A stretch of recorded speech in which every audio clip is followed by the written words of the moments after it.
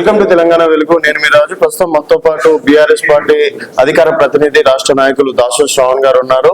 శ్రవణ్ గారు, ఇప్పుడు cash petition కూడా కొట్టేయడం అనేది జరిగింది హైకోర్టులో. సో సుప్రీం కోర్టుకు వెళ్తున్నారు. అలాగే A2, A3 ముద్దాయిగా ఉన్నటువంటి ఆఫీసర్లను కూడా ఈ రోజు ఎంక్వైరీ చేసిన పరిస్థితి. సో మరి రేపు ఏసీబీ ఆఫీస్ లో ఏం జరగబోతుంది, అరెస్ట్ అవ్వడం మాత్రం ఖాయం అని చెప్పేసి కాంగ్రెస్ నేతలు బల్లగుద్ది చెప్తున్నారు. మీరు ఒక అడ్వకేట్ గా ముందుగా ఈ కేసు అనేటువంటిది కేవలం కుట్రపూరితంగా, కక్షపూరితంగా, తా చెడ్డ కోతి వనమెల్లా చెడ్చే అన్నట్టుగా రేవంత్ రెడ్డి గారు తాను జైలుకు పోయినటువంటి ఒక నాయకుడు, నిందితుడైనటువంటి ఒక నాయకుడు కాబట్టి మిగతా అందరి మీద కూడా బురద జల్లాలా, వాళ్ళందరిపై కూడా ఈ రకమైనటువంటి ప్రజలలో అపోహలు కలుగజేయాలని కుట్రపూరితమైనటువంటి కక్ష సాధింపు చర్యలో భాగంగా ఈ యొక్క కేసు నమోదు చేస్తున్నాడు. ఒకటి అయినప్పటికీ కూడా రాజ్యాంగం మీద, ప్రజాస్వామ్యం మీద, చట్టం మీద గౌరవం ఉన్నటువంటి ఒక వ్యక్తిగా కేసీఆర్ గారు చాలా స్పష్టంగా చెప్పినారు. విధి విధానాలకు సంబంధించినటువంటి నిర్ణయం నేను తీసుకున్నాను కాబట్టి మీరు ఏం కేసులు పెట్టినా, ఎట్లా పెట్టినా తప్పనిసరిగా నేను చట్టబద్ధంగా ఎదుర్కొంటా అని చెప్పిండ్రు. కాబట్టి కోర్టులను గౌరవిస్తూ, రాజ్యాంగాన్ని, చట్టాన్ని గౌరవిస్తూ తప్పనిసరిగా ఈ కేసుకు, విచారణకు అవసరమయ్యేటువంటి ఒక అన్ని రీతుల్లో తన హక్కులను కాపాడుకుంటూ అన్ని రీతుల్లో కేటీఆర్ గారు వ్యవహరిస్తారు. దాంట్లో ఏ రకమైనటువంటి సందేహం లేదు. But the fact of the matter is it's a fraud case, it's a false case and ఇది నిలబడే కేసు కాదు, ఎట్టి పరిస్థితుల్లో కొట్టివేయవచ్చు. సార్, మీరు ఫాల్స్ కేసు అని చెప్పేసి చాలా తేలిగ్గా తీసి పడేస్తున్నారు. ఇదే కేటీఆర్ గారు గతంలో చూసుకున్నట్టయితే అసలు ఈ కేసే కాదు, నేను సొంతంగా ఇచ్చిన, అవును నేను బాస్ కాబట్టి నేను ఇచ్చే రైట్స్ ఉంటది, సో కేసా లొట్టపీసా అన్నట్టు కూడా వెటకారంగా మాట్లాడడం అనేది జరిగింది. అట్లాంటిది ఈరోజు సుప్రీం కోర్టు వెళ్లే వరకు ఎందుకు తీసుకున్నట్టు సార్? మరి అంత లైట్ తీసుకున్న వాళ్ళు ఈరోజు సుప్రీం కోర్టుకి వెళ్లాల్సిన పరిస్థితి ఏమైంది? ఇప్పుడు నేను మిమ్మల్ని ఒక మాట అంటా, మీ పూర్తి పేరు? రాజు రాథోడ్ బయట జేబు దొంగతనం చేసి వచ్చిండు అని అంట ఒక మాట అంట. అంటే మీరేమంటారు? కరెక్టే, నేను దొంగతనం చేసి వచ్చిన కోర్టులో పోయి నేను నా తప్పు అని కేసు పెడతా మీ మీద. నేను ప్రభుత్వం కాబట్టి రాజు రాథోడ్ జేబు దొంగతనం చేసి వచ్చిందని చెప్పని నేను కేసు పెడతా. మీరేమంటారు? నేనేం చేయలేదు, అయినా నువ్వు కేసు పెట్టినట్టయితే నేను చట్టబద్ధంగా ఎదుర్కొంటా అంటావా, లేకపోతే వదిలిపెడతానా? చెప్పు, ఏం చేయాలి చెప్పు, మీరేం చేస్తారు చెప్పు. అదే చేస్తున్నాడు కదా, ఆయన కూడా చట్టబద్ధంగానే ఎదుర్కొంటున్నాడు. ఇది తప్పుడు నేను నాకున్నటువంటి ఒక విస్తృత అధికారాలకు లోబడి నేను ఒక నిర్ణయాన్ని తీసుకున్నాను, ఈ యొక్క రేస్ కండక్ట్ చేయాలని. నేను దాంట్లో వెనక్కి బొట్టలేను. మీరు తప్పు జరిగింది అని చెప్పని బట్టగాల్చి మీద వేస్తే ఇది తప్పుడు కేసు, లొటపీస్ కేసు, ఇది తుపాస్ కేసు, ఇది నిలబడదు అని చెప్పినాను. చెప్పిన తర్వాత ఇక మీ కేసు పెట్టుకొని బదనాం చేయని ఏం చేసినా నేను చేతులు ముడుచుకొని నిలబడి భగత్ కేటీఆర్ డిఫెండ్ కూడా చేసుకోవద్దా? ఏం పాపం చేసిండు కేటీఆర్? ఆయనకు రాజ్యాంగం వర్తించదా? ప్రజాస్వామ్యం వర్తించదా? దొంగ పనులు చేసి నడి రోడ్ నగ్నంగా 50 లక్షల రూపాయలతో దొరికిన రేవంత్ రెడ్డి ఇవాళకి కూడా సుప్రీంకోర్టులో కేసు కొట్లాడుతున్నాడు. తప్పు లేదు. చేయని తప్పుకు మీరు నిందేస్తే కనీసం నేను కోర్టులో కూడా ఆశ్రయించొద్దు అని చెప్పని ఏదైతే ఆర్గ్యుమెంట్ ఇవాళ రేవంత్ రెడ్డి అనుచరులు చేస్తా ఉన్నారో ఇది తప్పుడు ఆలోచన. అయితే హైకోర్టులో వేసినటువంటి ఒక దాన్ని కూడా ఎక్కడ కూడా ప్రాబ్లం వల్ల ఏంటంటే చాలా మంది వాళ్ళ కాంగ్రెస్ పార్టీలో ఉన్న వాళ్ళు కానీ, రేవంత్ రెడ్డి దగ్గర ఉన్న వాళ్ళు కానీ చదివి ఉంటే స్పష్టత వస్తుంది. కేటీఆర్ గారు వేసినటువంటి ఒక పిటిషన్ లో ఏంటి అంటే ఎక్కడా కూడా విచారణ చేయొద్దు అని చెప్పనల్లా. ఏమన్నారు? మీరు ఏదైతే సెక్షన్లు పెట్టినారో ఆ సెక్షన్లు నాకు వర్తించవు, నేను ఎక్కడా కూడా బ్రీచ్ ఆఫ్ ట్రస్ట్ కానివ్వండి, లేకపోతే మిస్అప్రాప్రియేషన్ కానివ్వండి, ఇవి నేను చేయలేదు కాబట్టి ఈ సెక్షన్స్ నాకు వర్తించవు అని చెప్పింది తప్ప నువ్వు విచారణ చేయొద్దు అని ఎక్కడ చెప్పలేదు. రెండవది అది క్వాష్ చేసినారు. సరే, ఏ కారణం చేతనో కోర్టు వారు క్వాష్ చేసినారు. సో ఏదో right to go to supreme court. End of the day కోర్టును కూడా పోవద్దు అని అంటే ఆయన బలిపశువు చేసి యేసుక్రీస్తుని కనుక సిలువ పెట్టినట్టు పెట్టి నడి రోడ్డు మీద సిలువ ఎక్కించి కేటీఆర్ గారు కొడదామా చెప్పండి? మరి అట్లా కాదు కదా. రాజ్యాంగం ఉంది, రాజ్యాంగానికి లోబడి, చట్టానికి లోబడి తన హక్కులను కాపాడుకునే ప్రయత్నం చేస్తా ఉన్నాడు. ప్రభుత్వం తప్పుడు కేసు పెట్టినప్పటికీ కూడా ఆ విచారణకు సహకరిస్తా అని చెప్పని పోయింది. మన గురు ఎంత దుర్మార్గం ఏసీబీ వాళ్ళది కూడా చెప్తా నేను. ఇదే రేవంత్ రెడ్డి ఎప్పుడైతే ఏసీబీ వాళ్ళు కేసు పెట్టినారో ఓటుకు నోటు కేసులో ఆయన ఇన్కంబెంట్ అడ్వకేట్లు పోలేదండి.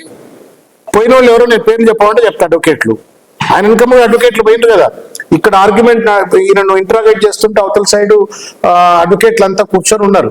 There is a certain procedure, ఒక ఫార్మాలిటీ ఉంటుంది. ఆ ఫార్మాలిటీ ప్రకారంగా అడ్వకేట్లు లోపలికి పోవచ్చు. మరి ఏ కారణం చేత కేటీఆర్ గారిని రానియలేదు అంటే ఎక్కడో ఒక కుట్ర ఉన్నది, కుతంత్రం ఉన్నది, ఏదో రకంగా మానసికంగా ఒత్తిడికి గురి చేయాలని ఒక ప్రయత్నం జరుగుతూ ఉంది. కాబట్టి ఇది నిలబడే కేసు కాదండి. దురదృష్టం రేవంత్ రెడ్డి గారికి పరిపాలనపై సోయి లేదు, కానీ ప్రతిపక్ష పార్టీల నాయకుల పైన కక్ష సాధింపు చర్యల పైన ఉన్నటువంటి ఒక సోయి కానీ, లేకపోతే దానిపై ఉన్నటువంటి ఒక దుగ్ధ కానీ ప్రజాపాలన పట్ల, ఇచ్చిన వాగ్దానాల అమలు పట్ల ఉంటే ఇవాళ మనమందరం బాగుపడతాం, ప్రజలు బాగుపడతారు. ఇచ్చిన వాగ్దానాలు బాగుపడతాయి, కాంగ్రెస్ పార్టీ కూడా బాగుపడుతుంది. ఇప్పుడు ఆయన చర్యల వల్ల అటు కాంగ్రెస్ పార్టీకి మంచిది కాదు, ప్రభుత్వానికి మంచిది కాదు, ప్రజలకు మంచిది కాదు.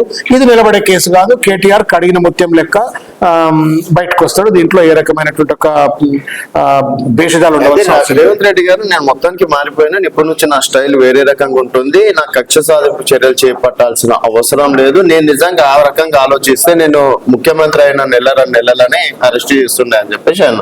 సో చట్టం తన పని చేసుకుంది. ఇలా దాదాపుగా 45 కోట్లు అవినీతి చేసిండు, ఒక దొంగగా ముద్రపడింది కాబట్టి కేటీఆర్ భయపడుతుందని ఆయన రీసెంట్ గా చెప్పడం అనేది కూడా జరిగింది. దాదాపు 12 నెలలు అయిపోయింది ఈ ఫార్ములా రేస్ కాంట్రాక్ట్ అయ్యి తర్వాత ఈయన ప్రభుత్వంలోకి వచ్చిన తర్వాత 12 నెలలు అయిన తర్వాత ఒకవేళ నిజంగానే కేసు పెట్టదలుచుకుంటే 12 నెలలు ఎందుకు కాలయాపన చేసి నెంబర్ 1. నెంబర్ 2 ఏంది అంటే, ఇందులో ఎవరైనా ఒకవేళ దోషి ఉన్నాడంటే రేవంత్ రెడ్డి ప్రభుత్వమే దోషి. ఎందుకంటే ఒక ప్రభుత్వం ఒక కాంట్రాక్ట్ అగ్రిమెంట్ లో ఎంటర్ అయితే మీరు ఉన్నారు, మీతో నేను ఒక ప్రభుత్వం నేను కాంట్రాక్ట్ అగ్రిమెంట్ నేను మీతో ఎంటర్ అయిన తర్వాత మీరు ఆ కాంట్రాక్ట్ అగ్రిమెంట్ ను కొత్త ప్రభుత్వం వచ్చి ఆయన ప్రభుత్వంలోకి వచ్చిండు, మీరు దిగిపోయింది, ఆయన వచ్చిండు, ఆయన కొనసాగించాలా లేకపోతే రద్దు చేయాలనా? కొనసాగించాలా. మీరు అది కొనసాగించకుండా ఇవాళ అటు రాష్ట్రానికి నష్టం తగ్గించే విధంగా అసలు ఈవీ రేస్ అనేటువంటి దాని వల్ల వచ్చేటువంటి ఒక లబ్ధిని పూర్తి స్థాయిలో అవగాహన లేకుండా రేవంత్ రెడ్డి గారు వ్యవహరిస్తూ అటు ఇంటర్నేషనల్ ఆర్గనైజేషన్ అయినటువంటి ఆ ఎఫ్ఈఓను బదనాం చేస్తా ఉన్నాడు. ఇక భవిష్యత్తులో ఏ ఇంటర్నేషనల్ ఆర్గనైజేషన్ కూడా తెలంగాణకు వచ్చి ఇటువంటి ఈవెంట్లు చేయదు, పెట్టుబడులు కూడా పెట్టకుండా ద్వారా 1000 కోట్లు దాకా మిగిలినై ప్రజాస్వామ్యం ఆదా చేసిందని సోషల్ మీడియాలో చెప్పండి. అదే చిల్లర అండి. ఇప్పుడు మెదడున్నోడికి చెప్పొచ్చు, అర్థమైనోడికి చెప్పొచ్చు, అర్థం కానోడికి చెప్పొచ్చు, అర్థం కాని నటించినోడికి ఏం చెప్పొచ్చు. ఈ ఈవీ రేస్ లో 2-3 ఫ్యాక్టర్స్ ఉన్నాయండి. అంటే కొంత చరిత్ర తెలవాలి, రేవంత్ రెడ్డి కూడా అర్థం చేసుకోవాలని చెప్పి నేను కోరుతా ఉన్నాను. భారతదేశంలో ముఖ్యంగా మనకు సౌత్ ఇండియాలో భారతదేశంలో ముఖ్యంగా సౌత్ ఇండియాలో కనుక చూసినట్టయితే మ్యానుఫ్యాక్చరింగ్ హబ్ అనేటువంటిది మన దగ్గర డెవలప్ కాల, ఓన్లీ తమిళనాడులో డెవలప్ అయింది బాగా. అంటే మ్యానుఫ్యాక్చరింగ్ అంత యాక్టివిటీ అంతా కూడా తమిళనాడులో ఉంటుంది, మన దగ్గర లేదు. మన దగ్గర చూడండి ఎన్ని రకాల లక్షల మంది ఇంజనీర్లు ఉన్నారు ఇవాళ. కంప్యూటర్ ఇంజనీర్లు ఉన్నారు, ఎలక్ట్రికల్ ఇంజనీర్లు ఉన్నారు, మెకానికల్ ఇంజనీర్లు ఉన్నారు, ఆటోమొబైల్ ఇంజనీర్లు ఉన్నారు, చాలా మందికి ఉద్యోగాలు లేక ఉన్నారు, క్వాలిఫైడ్ ఉన్నారు, ట్రైన్డ్ ఉన్నారు. ఇంత పెద్ద స్కిల్డ్ రిసోర్స్ ఇక్కడ ఉంది. ఈ స్కిల్డ్ రిసోర్స్ ను మనము వాస్తవానికి 2 ఇండస్ట్రీలు మాత్రమే ఎదిగినాయి. ఒకటి ఐటీ ఇండస్ట్రీ పెరిగింది, రెండోది ఫార్మా ఇండస్ట్రీ పెరిగింది.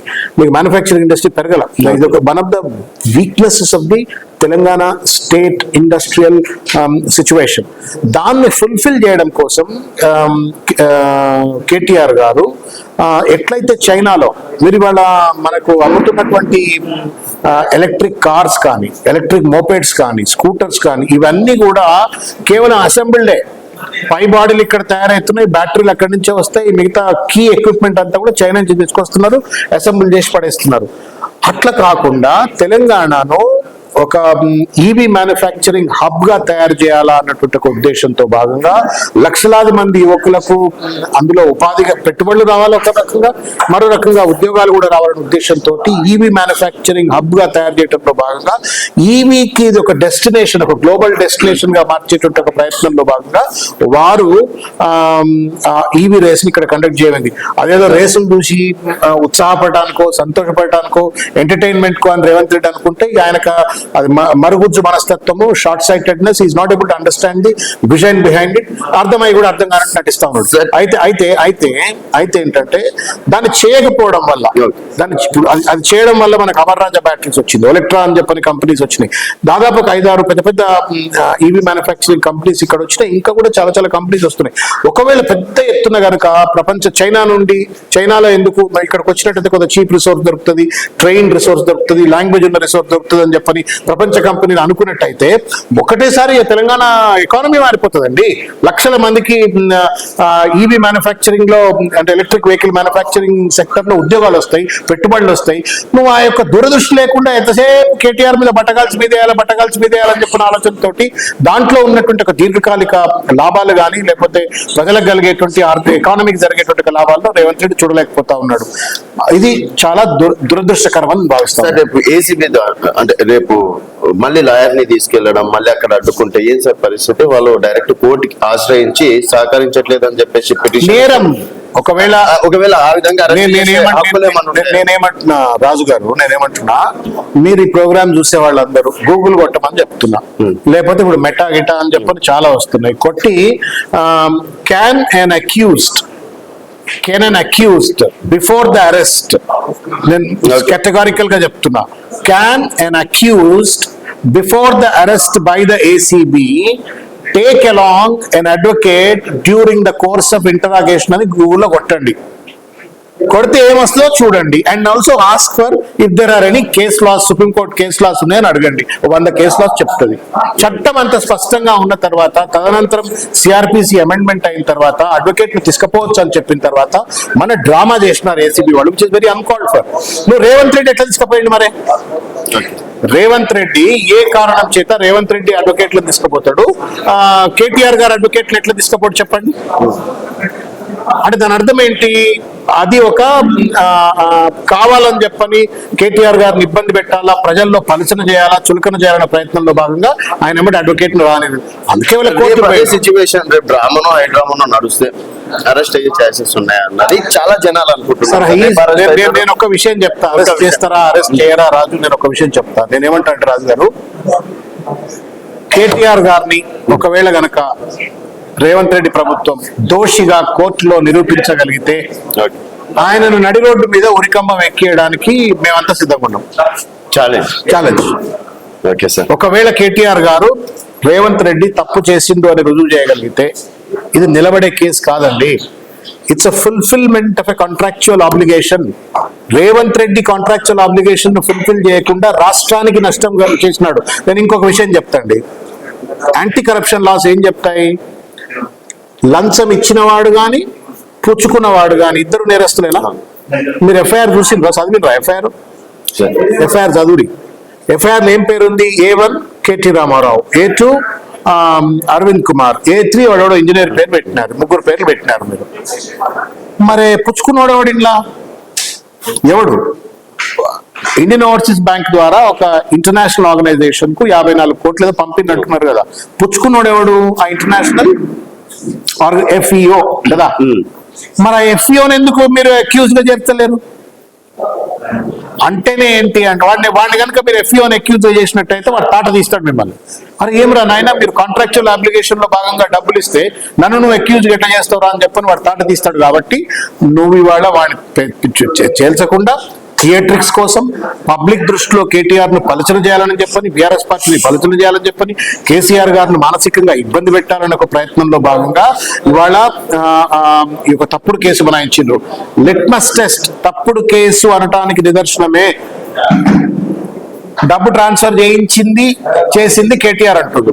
పుచ్చుకున్నోడు ఎప్పుడైతే కేసులో మీరు ఇంప్లికేట్ చేయలేదంటేనే ఈ కేసు నిలబడే కేసు కాదు, ఇది తప్పుడు కేసు. ఇది ఎట్టి పరిస్థితుల్లో నీటి మీద బుడగ లెక్క కొట్టుకుపోతుంది. Thank you sir, thank you so much.